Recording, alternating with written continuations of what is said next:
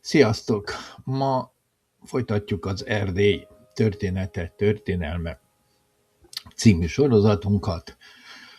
A mai részben Erdély lakosságáról beszélünk a dualizmus korában.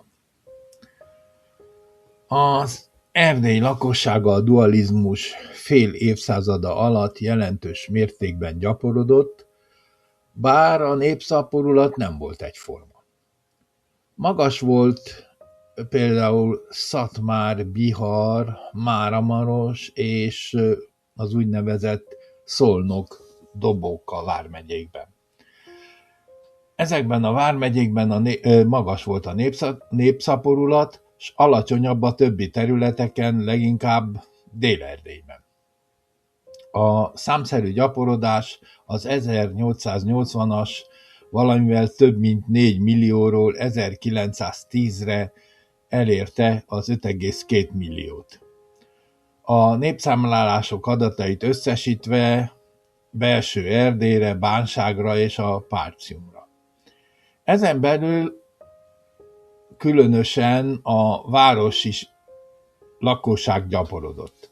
A gazdasági fejlődés következtében nagyszámú falusi lakos telepedett meg az iparosodó városokban. A lakosság gyarapodásában szerepet játszott a javuló orvosi ellátás és a jelentősebb járványok leküzdése.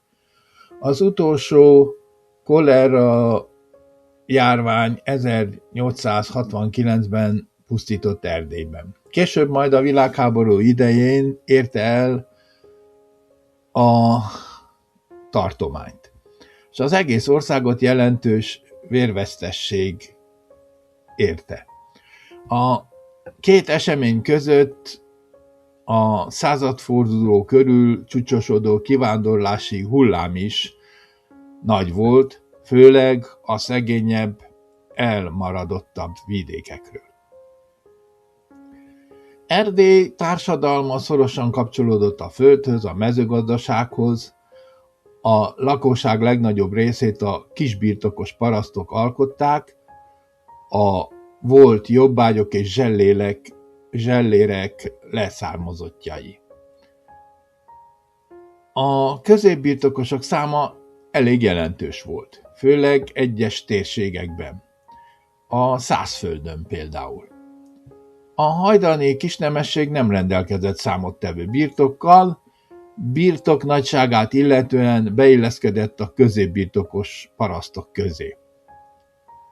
Erdélyben az arisztokrácia néhány tucat családra korlátozódott, akik közül csak alig néhány családnak volt 5000 holdnál nagyobb birtoka. Ilyen jelentős történelmi családok voltak például a Teleki, Bánfi, Kemény, Mikes, Veselényi és Betlen. A polgárság száma Erdélyben nem volt túl nagy, mert a városi lakosság száma és aránya alacsonyabb volt a magyarországinál. 1910-ben az előző évtizedek városi fejlődése ellenére is csupán 12% élt városon. Ebben is voltak helyi eltérések a vidékek közt. Szászföldön több mint 22%, Székelyföldön alig 7% volt városlakó.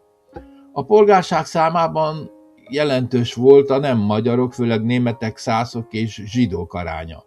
De még a magyarokénál is alacsonyabb volt a polgárság körében a románok száma és aránya. A polgárság körében legnagyobb arányban a kispolgárok, iparosok, kiskereskedők voltak. A polgárok közé sorolhatjuk a növekvő számú értelmiségieket, mint a tanítókat, lelkészeket, tanárokat, orvosokat, hivatalnokokat, ügyvédeket és mérnököket is. Az iparosítással, a bányászat és a vasúti szállítás fejlődésével megnőtt az ipari dolgozók, munkások száma.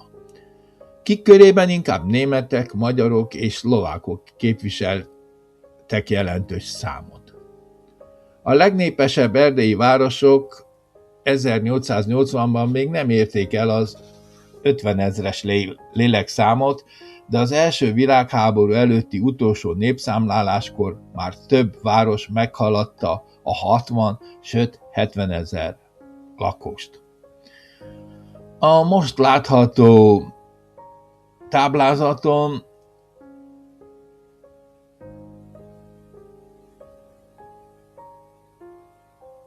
lehet látni, hogy milyen arányok voltak ezek a számok 1880 és 1910-es kimutatásban, a fővárosokban.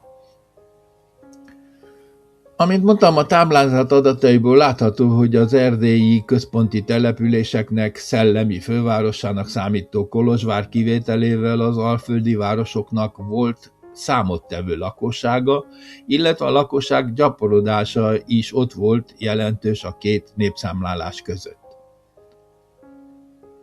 A tágabb értelemben vett Erdély legnagyobb lélekszámú nemzetisége a románság volt.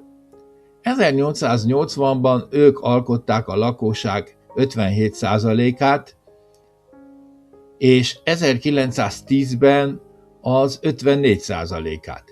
Egyes városokban, mint például Brassóban és Aradon, elég jelentős volt a románok száma, bár többségükben a románok faluhelyen éltek, illetve számos román többségű kisvárosban. Itt feltevődik mondjuk egy kérdés bennünk, hogy is kerültek a románok ilyen nagy számba.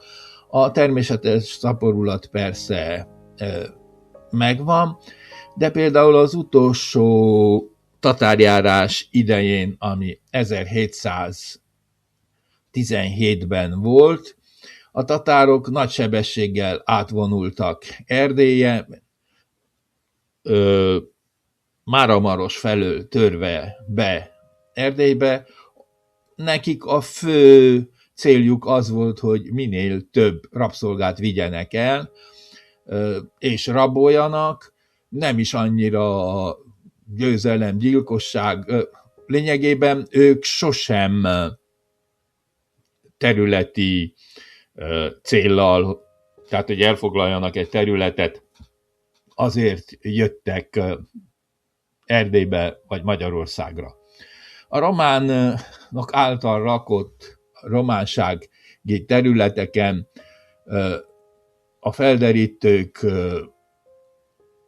információ alapján oda nem mentek, mert óriási szegénység volt, tudták, hogy ott nincs mit keressenek, nem tudnak rabolni semmit.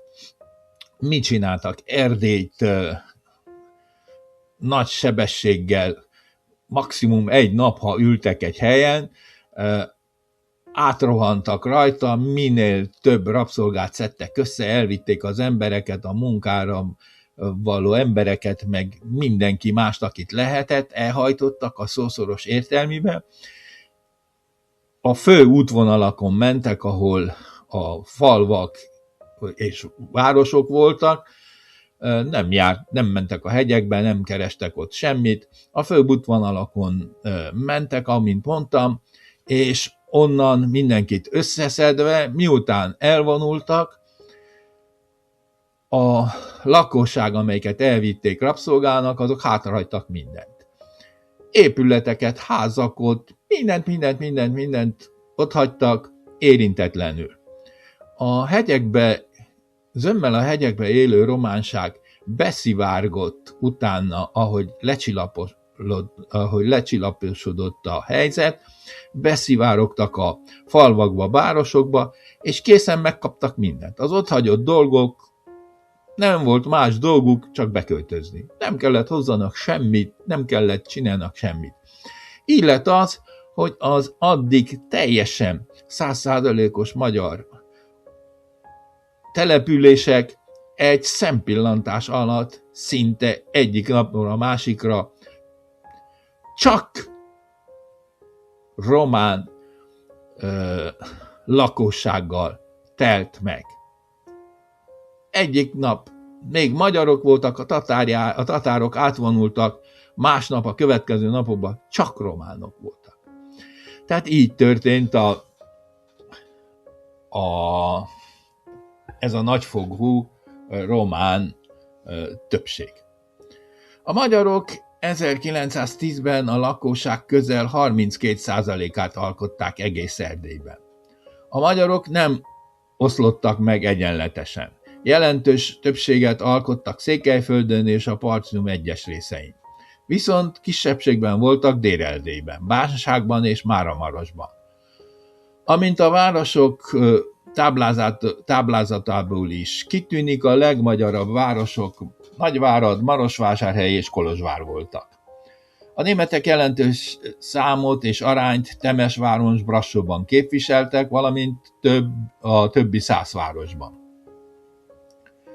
Szintén 1910-ben a magyarok a következőképpen oszlottak meg a nagyobb tájegységek között. Partiumban 645 000 magyar, Székelyföldön 537 000, a többi Erdélyben 370 000, és a Bánságban 105-106 000 magyar élt. A németeknek két nagy főcsoportja volt, a régebbi Erdélyben élő szászok és a Habsburg korszakban betelepített svábok. A szászok Erdély déli és középső részein éltek, míg a svábok a Bánságban inkább, valamint Nagykárolyra és Szatmár környékén. Erdély összlakóságának valamivel több mint 10%-át alkották a jó félmilliós német népesség, például 1880-ban 501.656 és 1910-ben 550.964 fő a népszámlálás adatai szerint.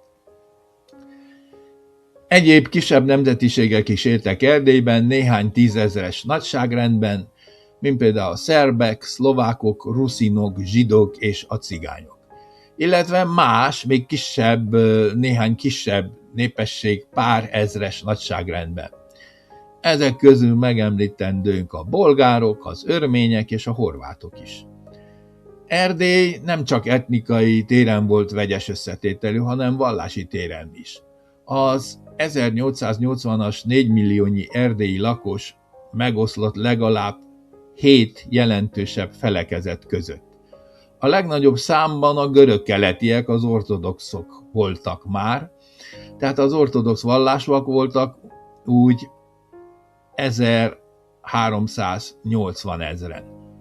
Volt mindegy 945 000 görög katolikus, két vallás többségében a románok vallása volt, bár a görög-keletiek közé tartoztak a szerbek is, és a görög katolikusok között is volt néhány tízezer magyar. A romai katolikusok száma közel 720 000 volt. Ennek nagyobb része magyar volt, és kisebb része sváb. Volt mintegy félmillió református is, akik néhány ezer lélek kivételével mind magyarok voltak. A 220 000-nyi evangélikusok zöme a szászok közül került ki. A többi az magyar volt. Valamivel több mint 100 000 volt az izraelita vallásúak száma, kik nagyobb része magyar anyanyelvű volt, és inkább városokon laktak, mint például Nagyváradon, Szilágysomlyón és más városokban.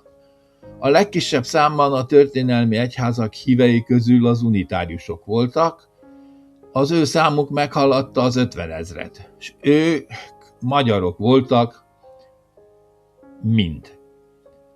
Összefoglalva a mai részt, arra a következtetésre jutunk, hogy Erdély lakossága is gyarapodik a gazdasági fejlődés és az egészségügyi viszonyok javulása nyomán. A városok esetében megy végbe látványos gyaporodás, és ott a magyar etnikum száma nő számottevően. Még a hagyományosan német vagy szász többségű városokban is. Erdély továbbra is megmarad több nemzetiségű és vallási szempontból is vegyes összetételű térségnek, ahol a falusi népesség, a mezőgazdaságból élők alkotják a nagy többséget a városok dinamikus fejlődése ellenére. Ez lett volna a mai rész. A következő részben az erdélyi iskolarendszerről és a tudomány fejlődéséről lesz szó. Sziasztok, akkor is várlak. Köszönöm.